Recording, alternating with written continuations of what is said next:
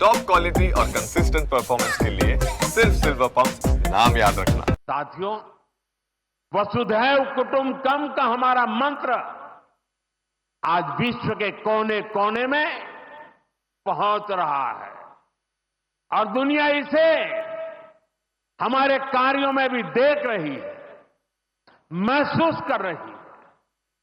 जब कोविड जैसी महामारी आती है तो भारत विश्व को परिवार मानकर वैक्सीन उपलब्ध करवाता है।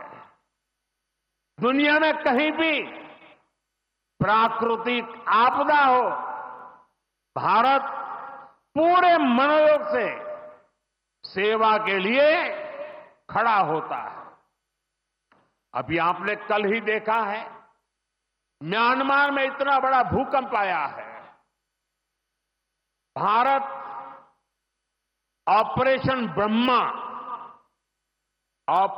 ब्रह्मा के तहत वहां के लोगों की मदद के लिए सबसे पहले पहुंच गया है। जब तुर्की में भूकंप आया, जब नेपाल में भूकंप आया, जब मालदीव्स में पानी का संकट आया, भारत ने मदद करने में घड़ी भर की भी देर नहीं की।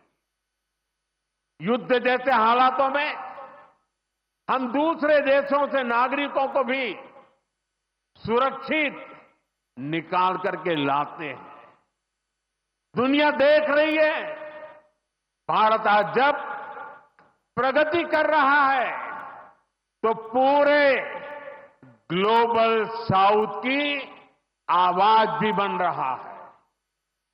विश्व बंधु की ये भावना हमारे ही संस्कारों का विस्तार है।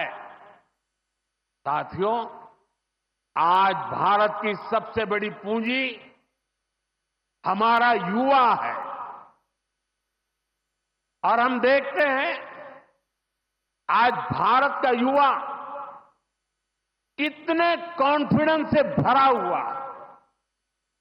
उसकी रिस्क टेकिंग कैपेसिटी पहले के मुकाबले कई गुना बढ़ गई है।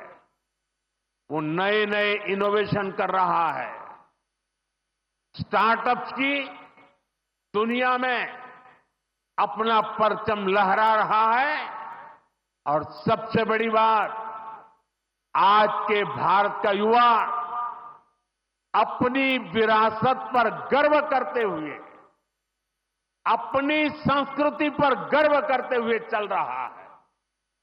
अभी हमने प्रयागराज महाकुंभ में देखा, आज की युवा पीढ़ी लाखों करोड़ों की संख्या में महाकुंभ में पहुंची और इस सनातन परंपरा से जुड़कर गौरव से भर उठी।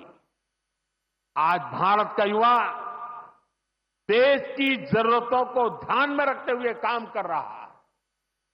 भारत के युवाओं ने मेक इन इंडिया को सफल बनाया है।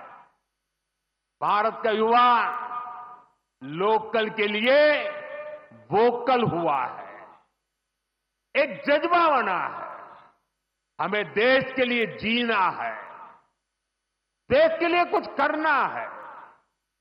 खेल के मैदान से लेकर अंतरिक्ष की ऊंचाई तक राष्ट्र निर्माण की भावना से ओतप्रोत हमारे युवा आगे बढ़ रहे हैं, आगे चलते ही जा रहे हैं। यही युवा 2047 के जब आजादी के 100 साल होंगे, विकसित भारत के लक्ष्य की ध्वजा थामे हुए है।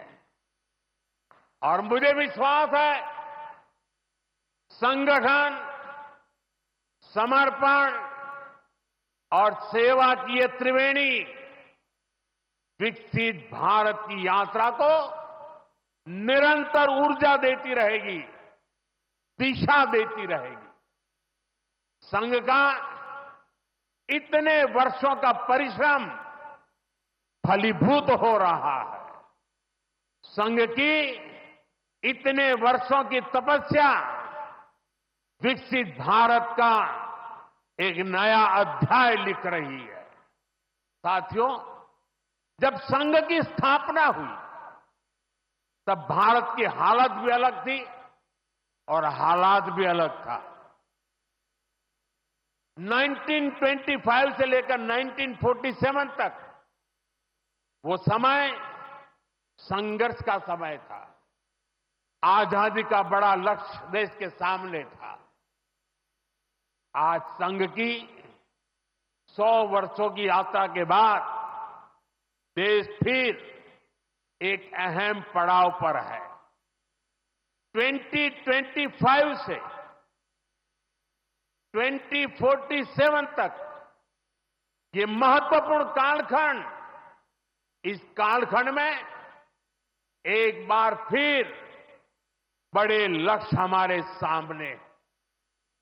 कभी पूज्य गुरुजी ने एक पत्र में लिखा था, मैं अपने भव्य राष्ट्र प्रसाद की नींव में एक छोटा सा पत्थर बनकर रहना चाहता हूं।